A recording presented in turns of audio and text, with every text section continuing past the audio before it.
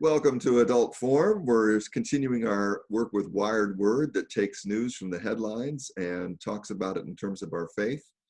And this week, we're talking about the killing of Ahmaud Arbery, which is a very hot issue in the news this week.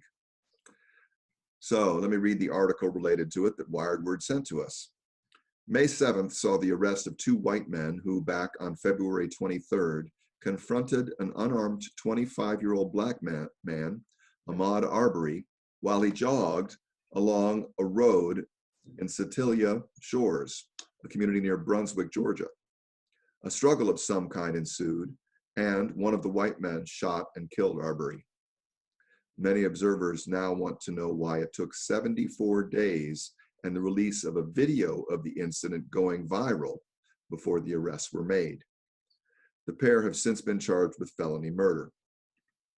At the time of the killing, the white men, Travis McMichael, 34, the shooter and his father, Gregory McMichael, 64, said they intended to stop Arbery from their pickup truck and make a citizen's arrest because they thought he was responsible for recent break-ins in the neighborhood. They also said they killed Arbery in self-defense, shooting him with 2 shots from a shotgun. It's not clear from the video how the struggle over the gun began. Scenarios for either Arbery or Travis McMichael to be at fault can be developed.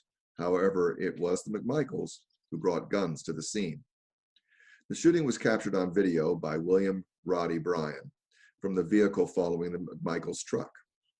Despite the McMichaels' claim that they suspected Arbery of burglaries in the neighborhood, the only theft reported to police involved a gun stolen from Travis McMichael's unlocked truck, according to reports from Glynn County Police Department. It was later determined via surveillance clip that although minutes before the shooting, Arbery had entered a house under construction, which was not locked, and looked around, he had not taken anything or caused any damage. A neighbor called 911 and reported someone in the building. Following the shooting, the owner of that house, Larry English, issued a statement through his attorney saying, in the months prior to February 23rd, a motion-activated camera had captured videos of someone inside the house, which was and remains a construction site, at night. Mr. English has never said that Mr. Arbery was the person or persons in those videos, and he does not see a resemblance now. After the first time that video captured someone in the house, Mr. English contacted local law enforcement on a non-emergency number and made them aware of the unauthorized entry onto his property. He never used the word burglary. He never shared any of this information with the McMichaels, whom he did not even know. Nothing was ever stolen from the house, which again was a construction site. Even if there had been a robbery, however, the English family would not have wanted a vigilante response. They would have entrusted the matter to law enforcement authorities. The only crime that the homeowner has seen captured on video is the senseless killing of Mr. Arbery. That was a statement through their attorney. A CNN article about the shooting commented that Arbery's killing raises a host of troubling concerns in a country where jogging while black must be added to the outrageous list of hazards facing black men. Because the older McMichael was a retired investigator who had worked with the Brunswick Judicial Circuit District Attorney's Office from 1995 until May 2019, and was in law enforcement before that, 2 different DAs recused themselves from charging the pair. It took the appointment of a 3rd DA before the arrests were made. The second prosecutor, George Barnhill, defended the actions of the McMichaels in an April 3rd letter recusing himself addressed to Glynn County Police Captain Barnhill. He said the pair had solid first-hand probable cause to pursue Arbery, a burglary suspect, and stop him. A 3rd prosecutor, Thomas Durnan, the district attorney for Georgia's Atlantic Judicial Court, was appointed on or about April 13th. On May 5th, the video of the shooting was uploaded on a website of WGIG, a local radio station. The video was uploaded to YouTube and went viral. In a letter released that same day, Durden announced his intention to to present the case to the next available Glynn County grand jury for the consideration of criminal charges against those involved in the death of Mr. Arbery. Albert Mohler, president of the Southern Baptist Theological Seminary, was a well-known commentator in the evangelical Christian world. He characterized the McMichaels' actions and subsequent attempt to justify them as a failure to observe the rule of law. Nothing the McMichaels claim that they had tried to detain Arbery because they believed they had probable cause, that he was a suspect, and that they were going to hold him for authorities. Mohler said, "In a nation under the rule of law, in most jurisdictions, there is some power for individual citizens who are not law enforcement officials to arrest and detain someone killed until the police or law enforcement can get there and be involved. Very important things have taken place. For one thing, they in most cases have to observe the crime in process. And secondly, they are not to start a confrontation that can lead to violence." The Wired Word is not vetting Mohler's statement. Like him, we are not lawyers. And the second of his points is open to interpretation, since any confrontation can lead to violence. Nevertheless, that point is likely held by a large number of people. The McMichaels failed by both of these standards, Mohler said. They did not see any crime undertaken by Ahmaud Arbery or anyone else, and they, most importantly, did start a confrontation that eventually led to the death of an unarmed citizen. Mohler also said the rule of law makes the McMichaels' claim of self-defense problematic. He referenced former United States Attorney in Macon, Georgia, Michael Moore, who said that under the Georgia Code, a citizen can use force if they fear for their life, but they cannot create a confrontation themselves and then claim self-defense after harming someone. "We can summarize the issue in the law very easily," said Mohler, "by saying that it is a precious, important right for every single American not to fall victim of two men in a pickup truck who simply decide that we look like something or someone who might be suspect and then start a confrontation that leads to our death," unquote. Beyond matters of the rule of law, however, the fact is that it took authorities 74 days to arrest the suspects, and only after the video was leaked. And this has caused many observers, regardless of their own racial identity, to view the killing of Arbery and the subsequent inaction on the part of authorities as the result of racial profiling. On May 11th, the U.S. Department of Justice said it would consider requests by Georgia's Attorney General to review the shooting and assess whether federal hate crime charges should be made. Okay. Wow. Wow is right. Yeah. So perhaps it's important to acknowledge my own bias. Yes. In all of this, to say I find it very difficult to try and justify the actions of the McDaniels. So it just boggles my mind that someone would follow somebody just because they're jogging through a neighborhood and have a confrontation with them. Even if you did suspect that they were responsible for burglaries, you could call the local law enforcement, just like the homeowners said. That's what they did on a non-emergency number. And so we might have seen somebody in our house. It just boggles the mind. Yeah. So I have read, I remember mentioning this article, well, not this particular article, but the Arbery shooting to you like a week or so ago. And you were like, yeah, the one that happened like 2 months ago. And I was like, no. And I left the conversation going, I'm not sure what he's talking about, but no, this thing I saw about them not arresting 2 white men after shooting a black man, this is like right now. And then I started digging into it further and reading more. And I was like, oh no, it was exactly what you were talking about, right? That it took 74 days for anyone to be charged in this. And it is difficult to consider, right, that is the delay, what causes the delay, right? Is it pandemic and we're waiting for the courts to be open for us to be able to file things? Is it the recusal of multiple lawyers within the DA's office saying, I'm friends with these people, or I know them and I'm not going to touch this case, right? Or I'm biased one way or the other and therefore I can't lead this case. And so, we have to bring out an outside DA to be able to persecute or to be able to at least carry the case, investigate the case of a Black man being shot by 2 white men. So I've read, as I say, I've read multiple articles, seen various videos and things. But I've mentioned a couple of times before, some of y'all may be familiar with me talking about something called the Bitter Southerner. And so basically they are an organization that has like articles and stories and newsletters and blog posts. And they started around 2013.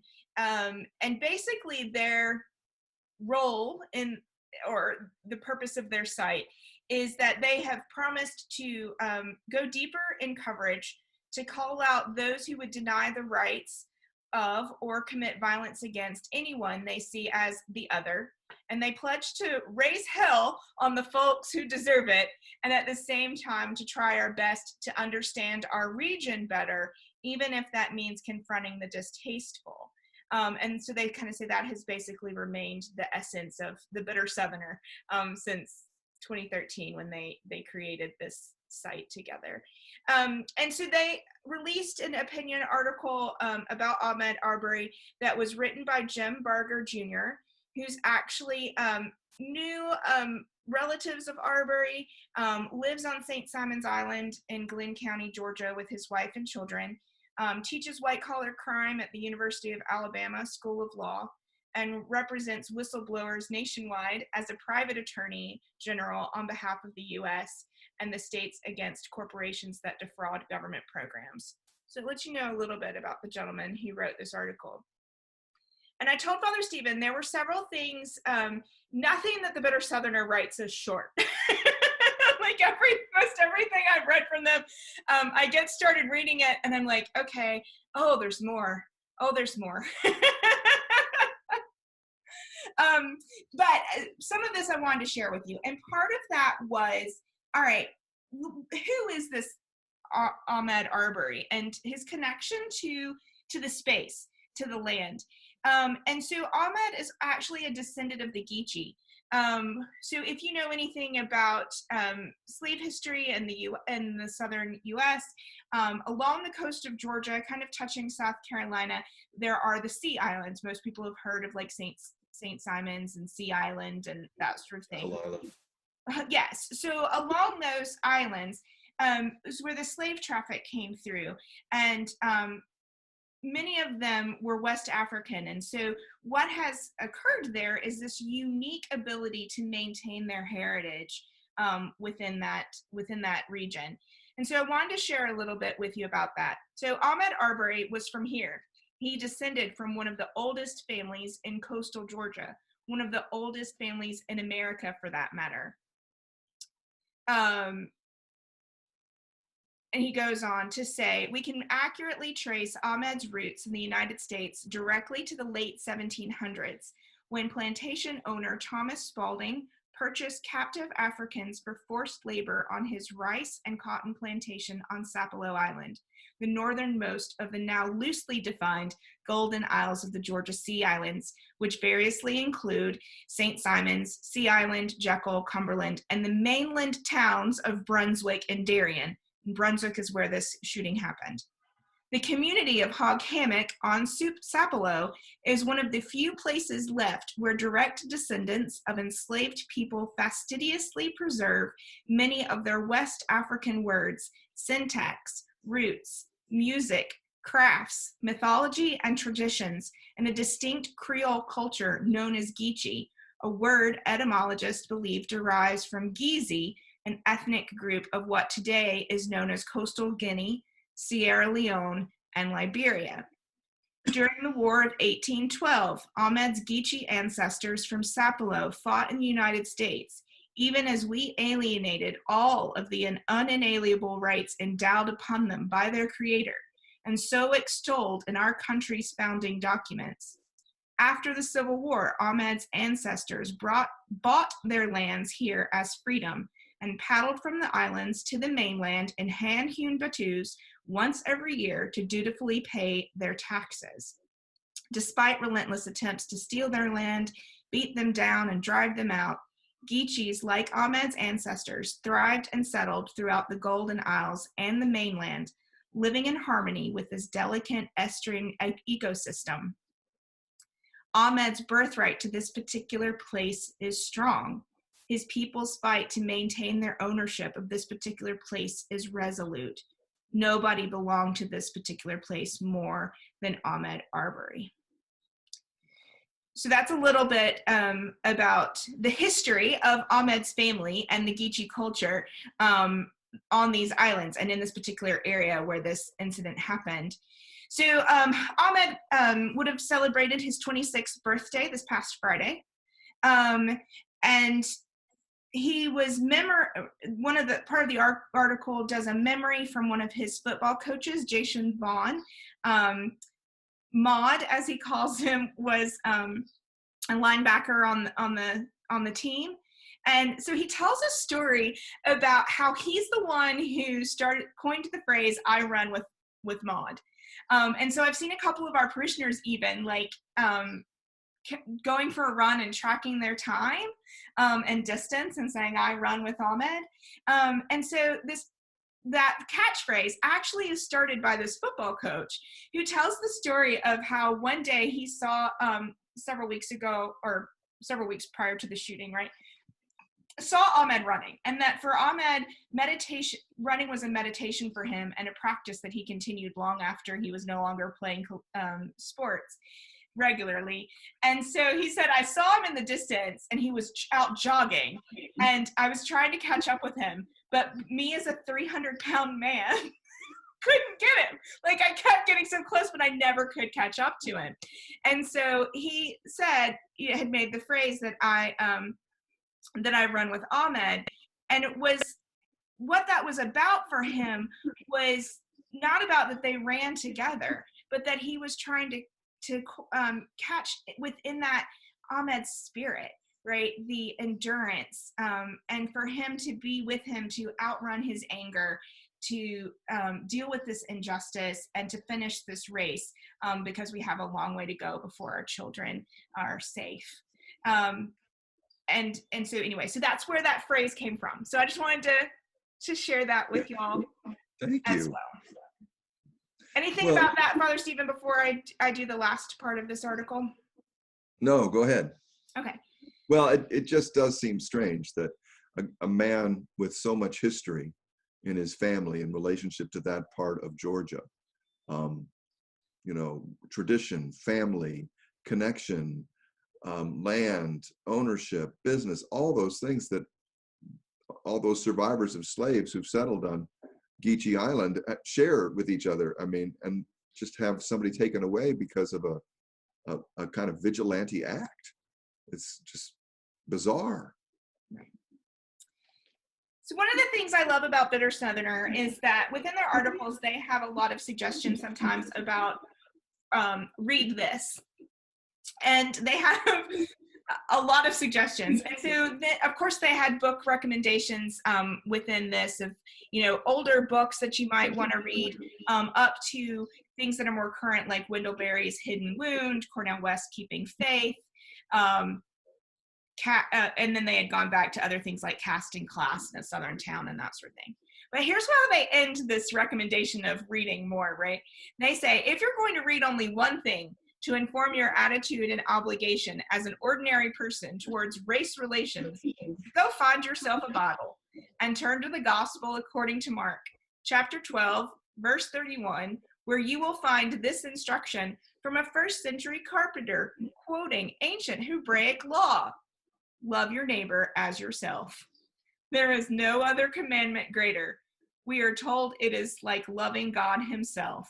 we must love our neighbors, and we must expand our narrow definition of neighborhood. Absolutely. Absolutely. I just want to say a couple things about, that's where we need to go. But I want to say a little bit about just the racism that seems inherent in this whole thing. The fact that it took 74 days for charges to be filed. And maybe one way to understand the racism in this is even if Ahmaud Arbery had gone into, well, there is some evidence, he went into a construction site to look around, and the owners say nothing was stolen. I grew up at a time when the United States was expanding its housing market rapidly. There was new building going on all the time when I was in high school and college and beyond. At 25 years old, I am sure that at some point in time, I stepped into an unfinished house just to look around, because it's interesting to see, oh, look, they're building. Maybe I should check this out. I never once thought that stepping into the shell of a house that had no doors on it was something that I would risk my life for because somebody would think I was a burglar. That just blows my mind.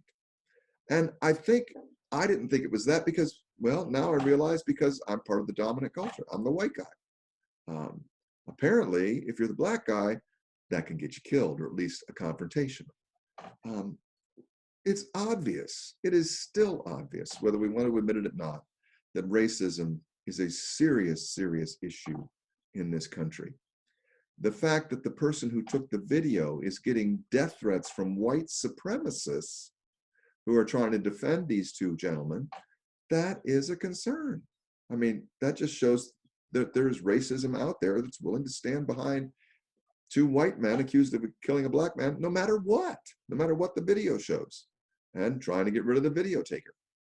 I mean, it's as crazy as Dylan Roof walking into a church and shooting people at a Bible study. It just doesn't make any sense, this kind of hatred. Now, at the same time, what happens with racism is we start with generalizations about people.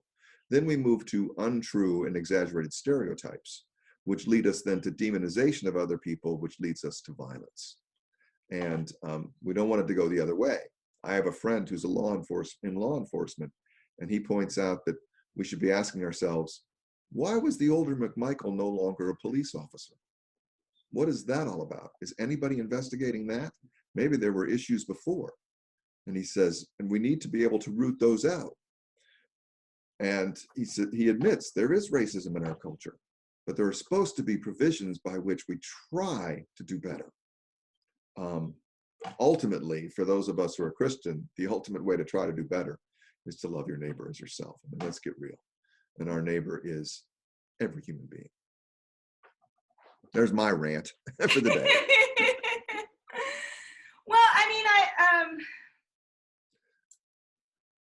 so we've started this, and I apologize. I want to say that I'm not sure it was in one of these recorded ones that we did, or if it was when we were still back in the building, when we talked about the gentleman who got arrested and they took him to Burger King first.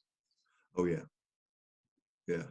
That was the movie we saw about the Emmanuel shooting. Yeah. Emmanuel shooting, yes. Yeah. Yeah. That's still the story of Dylan Roof. Right. The police picked up Dylan Roof. They took him to Burger King on their way to interrogate him because he said he was hungry. Right. It just, it doesn't make any sense. A couple of the big questions that Wired Word posed to us, and they all kind of, the first 4 of them kind of, or 3 of them kind of back to back, right? So in what ways, if at all, might the reaction of the public and the subsequent actions of law enforcement officials have been different if all 3 of the individuals involved in this shooting were white? Right, and so I think a couple of these, and then it says, well, what if all those involved, same question, in what ways, if at all, might the reaction of the public or the subsequent actions of law enforcement officials have been different if all 3 of individuals were black? And well, what if the two men were black and the person who had been shot was white, right? And so it plays with alternating the race of the Right. participants. And so, how would people have behaved differently? And so, of course, for me anyway, I have that initial gut reaction of, well, the way the stereotypes in our culture tend to work was if it was three black men, well, then it must have been a gang-related incident, right? Or a drug deal gone bad. Drug deal gone bad. You see two black men holding guns, and they're dead before. Right? We're going to tell them to drop the guns. You're not going to have this laid-back attitude as it appeared that there was with two white men standing there holding a gun. There's definitely going to be a different degree of, for the most part, again, that's an assumption. But time and again, we have seen where blacks holding guns are held at a higher already assumption of guilt and threat.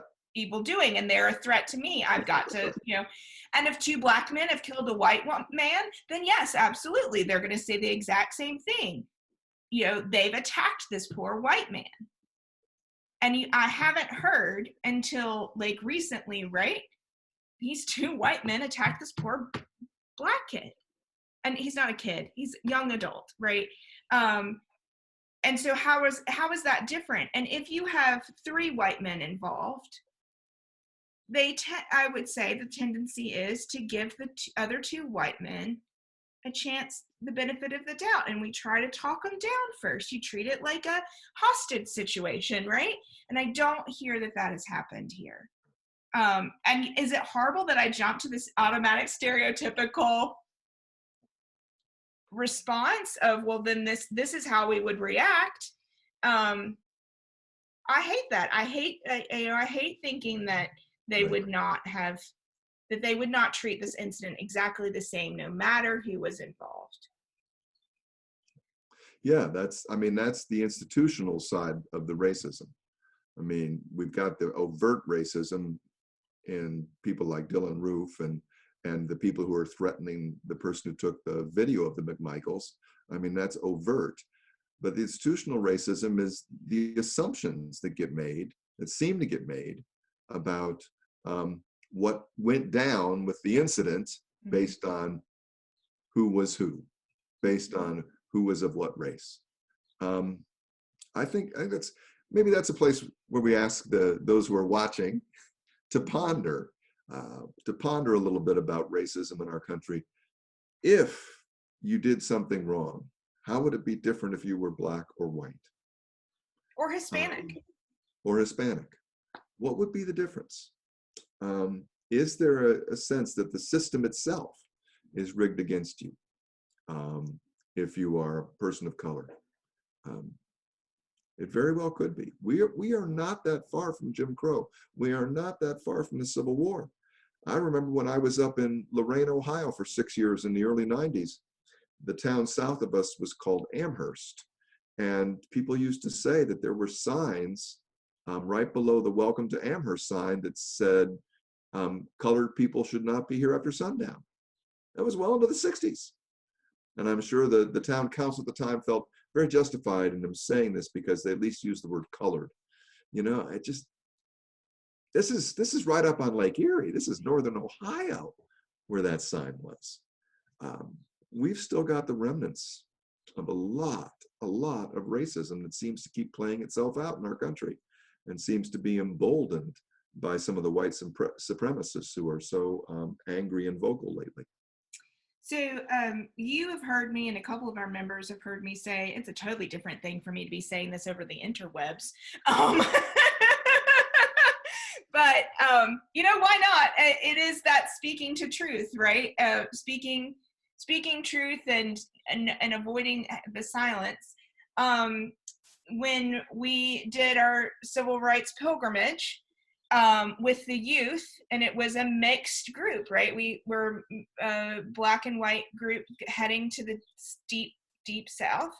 And I shared with the other white leader about the area that we were going into and the activity of the Klan being active, and that, you know, we could do some of the things that we wanted to do, but we needed to be alert and we needed to be out of that area before the sun was even thinking about setting, which kind of freaked them out, and which then we shared with the other leaders with us that were of color. And I said, you know, I don't know that I'm doing you any favors by not telling you the area that we're walking into. You know, for me, it was out of a place of wanting to protect. And the truth is they live with that reality all the time. And it wasn't, you know, yes, it's something to be aware of. And yes, they needed to know. But I had that initial reaction of trying to protect when they needed to know everyone needed to know what we were headed into and that was last summer, right? Yeah. We need to be careful in this particular area. And that there was a particular spot where I stopped to tell them some history of the area where we were in northern Georgia, and said, I am explaining this to you here. We are stopping here because we're on the interstate. Yeah. There are things that would be informative and that I would like to show you in town. It's not safe for us to do that. We could, it is unlikely that something would happen, but on the off chance that it could, I'm honest that I'm avoiding it because I don't know what could happen here, right? And so to know that, you said there was the sign in 1964. The Olympics came to Georgia in the 1990s, and there was a town that was going to be hosting one of the games that had to take their sign down at the county line that said, "Don't let the sun set on your back." That happened because the Olympics were coming, not because of 96. Right. So the idea of racism is still so prevalent, and it's something for us to be very careful about, not getting up on our personal high horse and thinking that I am better than anyone else, but then also acknowledging that these things are happening. So what we want to leave you with is thinking about this whole shooting incident and imagining yourself in the different pieces of the story and how you would view it from the different angles, and imagining if people were of different races, the shooters, the victim, and what does that reveal to you about your own prejudices, about your own thinking about race? In addition, just simply ask yourself, wherever you may go, how would I view this differently if I were different? If I were a different race, a different culture, a different person, would it look the same? Would I be treated the same? And what does that say about our culture and ways in which we need to change and grow? Yeah, so earlier today, two things for me. Earlier today, I was participating in Becoming Beloved Community Journey. And it's something I've been doing over the last year with Amy Houghton and others. And so one of the things that we were talking about today that might be helpful, especially even as we're talking about these things about, like, where do I see racism active today? Like, or where have I seen it recently in place? Like, yes, it's all over the news, but what are even the subtle racisms, and inequalities that I see, right? And so part of that is talking about where have I perhaps willfully avoided seeing or interacting? Where is my blindness? What's my blind spot? Where have I either chosen or not chosen to engage in a situation because it made me comfortable or uncomfortable, right? So what is the discomfort, and how much do it is uncomfortable to acknowledge things about my own personal past, things that I have done that fed into the system of racism, that supported systemic treatment of ill treatment of people of color? And then where have I chosen not to say anything because it allowed me to remain comfortable? Do I have guilt about any of that? And does that guilt push me towards action or towards inaction? And what is that guilt trying to tell me? And then where have I just been silent? And what type of denial is the avoidance and the silence? How does that serve? You know, it's one thing to say, well, it serves me. And as long as I'm acknowledging how the silence serves me, that is a step, right? It is a step, but it's also the realization that that silence usually serves the status quo. And so at some point we need to break out of the silence because it's the only way that the current conditions will change. So one of the things that I said today was that I am frustrated. I left my conversation today frustrated with that love is action, right? I'm supposed to love my neighbor as myself. And we think of loving as doing something. And right now I feel stuck in a mode of inaction because I can't or shouldn't